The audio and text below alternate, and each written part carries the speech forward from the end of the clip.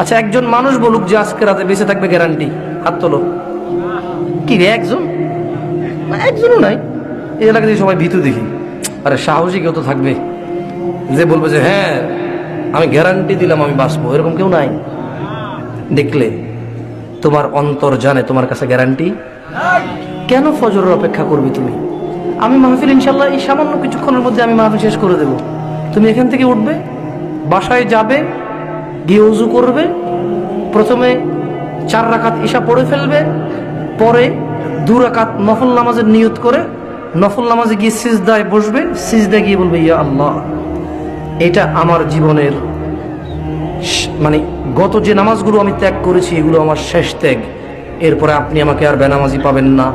আমি কোন নামাজ পড়বো না পড়বো আমি জানি না, তবে আমি 17 রাকাত নামাজ প্রতিদিন যতক্ষণ আমার ব্রেইন কাজ করে, আমি দরিদ্র হই বা ধনী, সুস্থ হই বা অসুস্থ, আমি এলাকায় থাকি অথবা মুসাফির সফরে যাই, এই 17 রাকাত নামাজ আমি কখনো ছাড়বো।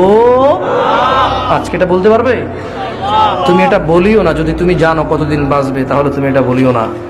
গিলাতলার মানুষ, ভয় করো তোমাদের রবকে, যিনি সৃষ্টি করেছে একজন মানুষ থেকে তোমাদের সবাইকে। যিনি সৃষ্টি করেছে একজন মানুষ থেকে সবাইকে, গিলাতলার মানুষ, তোমাদের রব কতটা দয়ালু শুনবে তোমরা? গিলাতলার মানুষ আল্লাহ বলছেন যে, আল্লাহ নবী সাল্লাল্লাহু আলাইহি ওয়াসাল্লাম বলেন, আনাস ইবনে মালিক রাদিয়াল্লাহু আনহু قال سمعت رسول الله صلى الله عليه وسلم, আনাস ইবনে মালিক রাদিয়াল্লাহু আনহু থেকে বর্ণিত, তিনি বলেন আল্লাহর নবী সাল্লাল্লাহু আলাইহি ওয়াসাল্লামকে বলতে শুনেছে, قال الله, আল্লাহ বলেন। কে বলে? আল্লাহ বলে, ইয়া ইবনে আদম, হে আদমের ছেলে মেয়েরা, ইন্নাকা মা দাউতানি ওয়া রাজাউতানি গফারতু লাক, হে আদমের ছেলে মেয়েরা, তোমরা যদি আল্লাহকে ডাকো এবং মনে মনে আশা করো যে আল্লাহ তোমাদেরকে ক্ষমা করবে, আল্লাহ বলছে গফারতু লাক, তোকে মাফ করে দেব।